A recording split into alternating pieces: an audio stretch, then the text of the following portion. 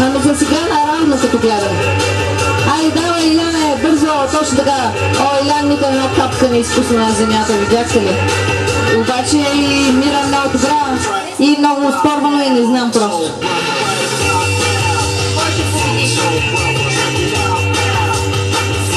Горади има някаква специална стратегия на носене. По-близко до земята да не му действа земното претегване.